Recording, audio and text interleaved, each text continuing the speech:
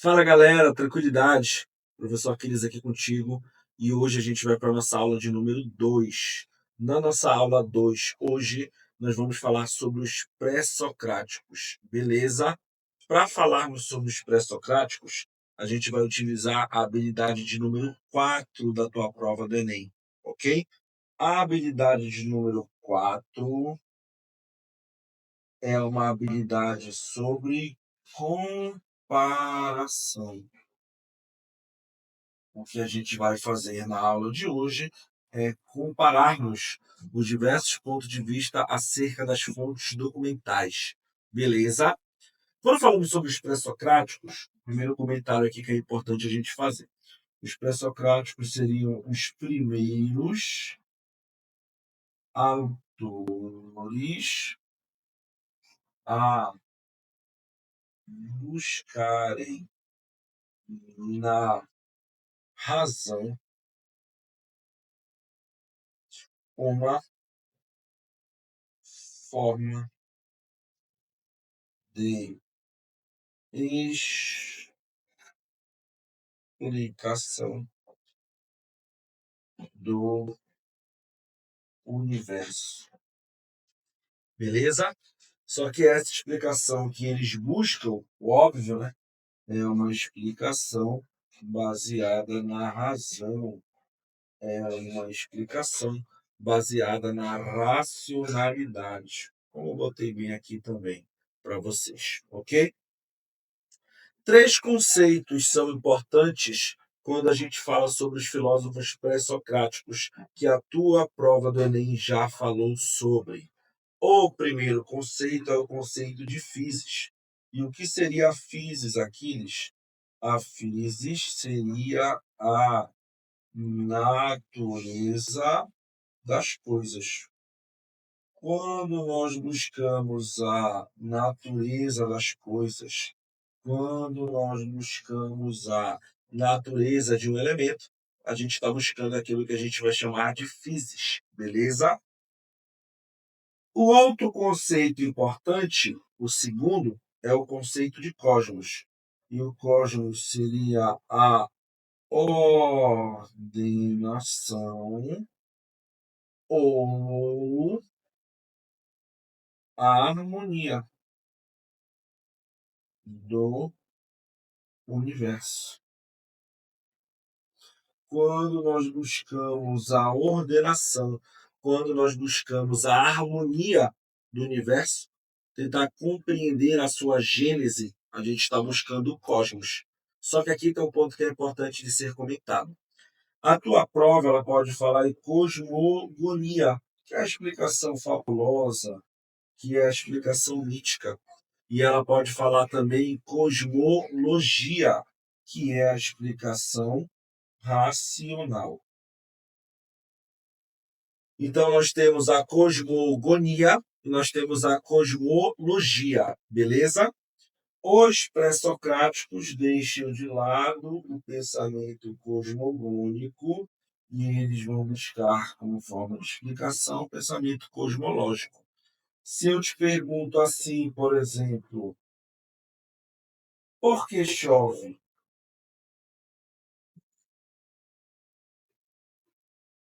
O que você vai me dizer? Pode me dizer assim, Aquiles, chove porque a chuva é uma vontade divina. Pode me dizer assim, Aquiles, chove porque a chuva, ela nada mais, nada menos seria do que um fenômeno físico, um fenômeno químico, um fenômeno biológico. Tu pode me explicar, então, a chuva de duas formas diferentes. Tu está falando do mesmo fenômeno, a chuva, só que de formas diferentes. Dá para compreender? Para os pré-socráticos, já não bastava mais a explicação cosmogônica. Agora eles estão buscando como forma de explicação a cosmologia, a explicação racional. Tranquilo? E o outro conceito importante é o conceito da arché ou arqué, que eu poderia chamar também de elemento geratriz. E o que seria essa arché, arqué ou elemento geratriz? Seria o elemento que se modifica, mas não perde a sua essência. Então, é um elemento que se modifica, mas não perde a sua essência. Por exemplo, aqui, ó, a água. A água ela pode estar no estado líquido, no estado sólido, no estado gasoso. Ela se modifica, mas não deixa de ser água. Esse elemento também estaria presente em tudo e em todas as coisas. Então, tudo que existe, existiria porque tem a presença desse elemento. Tranquilo? Cada um dos pré-socráticos irá defender um elemento diferente. Vamos falar deles agora? Por exemplo, o Tales de Mileto defende a hidra ou a água como esse elemento primordial, como esse elemento formador. Porque para o Tales de Mileto, onde a água está presente, ela representa a vida, e na ausência da água, nós teríamos a morte. Por isso que para o Tales de Mileto, a água seria este elemento principal, por isso que para o Tales de Mileto, a água seria esse elemento formador. Já o Anaximandro, que é discípulo de Tales, mas não defende o mesmo elemento que ele defende um elemento chamado de apeiron. E o que seria esse apeiron? Seria o ilimitado, seria o infinito. Na visão do Anaximandro, não seria nenhum dos elementos que existem na natureza, seria um outro elemento, só que a gente não sabe que elemento seria esse, beleza? Já o Anaximenes defende a pneuma, ou simplesmente o ar, como este elemento primordial, como este elemento formador. Na visão do Anaximenes, quanto mais rarefeito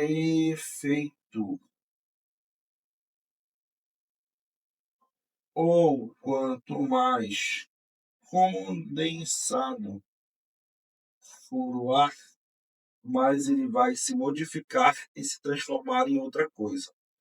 Rarefeito, pessoal, é ele ficar sutil, ou seja, leve, e condensado é ele ficar denso, ou seja, pesado.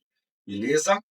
Então, quanto mais rarefeito e quanto mais condensado for o ar, mais ele se modificaria e se transformaria em outra coisa.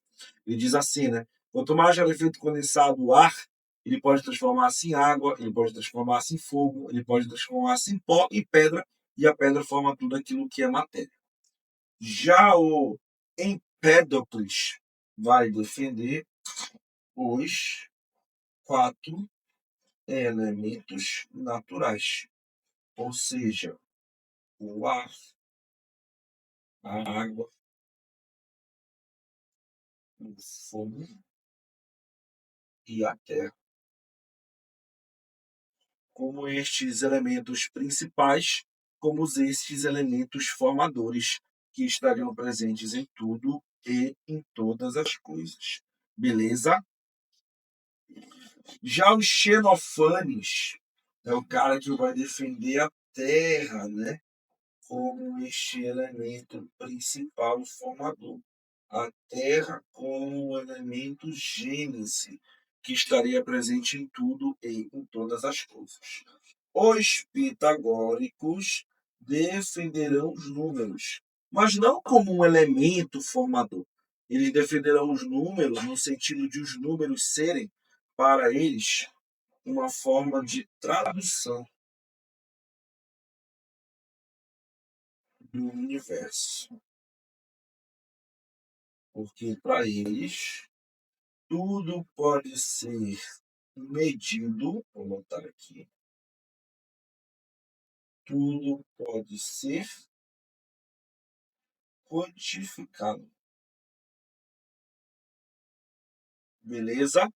Então, por isso que seriam, nesse caso, os números esse elemento formador que estaria presente em tudo. Para os atomistas, o óbvio, né, pessoal? Seria no átomo este elemento. Quando o átomo está presente, nós temos a união e, na ausência do átomo, nós teríamos a divisão. Então, o átomo seria este elemento primordial, o átomo seria este elemento formador, que estaria presente em tudo e em todas as coisas. Tudo que a gente conhece desses autores, vou deixar bem aqui, ó, tudo que a gente conhece desses autores que a gente falou aqui assim agora, está escrito em uma obra, chamada Metafísica, opa, chamada de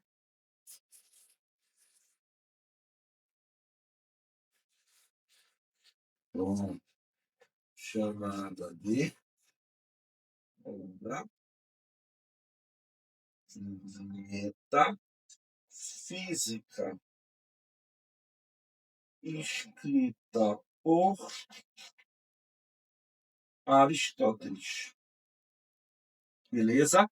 Está escrito em uma obra chamada Metafísica do Aristóteles. Isso quer dizer o quê? Aqueles que pouco a gente conhece do que esses autores escreveram, né? Porque muito pouco sobreviveu. Alguns escreveram fragmentos, outros nem escreveram. E por último, Heráclito e Parmênides. O Heráclito é aquele que defende que tudo o tempo todo está em movimento. O Parmênides defende o contrário, ele defende o imóvel, a ideia de que as coisas não se modificam. Lembra da tua aula lá do teu primeiro ano que o professor te disse assim, ó, ninguém pode banhar-se no mesmo rio duas vezes. Isso é o que, pessoal? Heráclito. A ideia de que tudo o tempo todo está em modificação, né? Representado pelo fogo, representado pela ideia do devir. Já o Parmênides vai dizer assim, ó, aquilo que é não pode não ser. Ou seja, para o Parmênides, todo ser carrega consigo uma identidade. E essa identidade, ela não se modifica. Beleza? Tanto o debate do Heráclito quanto o debate do Parmênides estão no campo da ontologia. Aqueles, isso quer dizer o quê? Estão no campo do questionamento do ser pelo ser, no questionamento do homem pelo homem, beleza? Tanto o Heráclito quanto o Parmênides. Aqueles daí, o que já caiu na prova do Enem? O conceito de física já caiu uma vez, o conceito de cosmos já caiu duas vezes, o conceito de axé já caiu três vezes, Tales caiu uma vez, Anaximenes caiu uma vez, Empêdocle caiu uma vez, Pitágoras, atomistas caiu duas vezes, e Heráclito caiu uma vez e Parmênides caiu duas vezes. Ou seja, cai bastante na prova do Enem, beleza? Resolva os exercícios inéditos, resolva as questões do Enem, dê uma olhada nesse resumo que também está disponível para você e até a próxima aula. Valeu, galera. Um abraço. Tchau, tchau.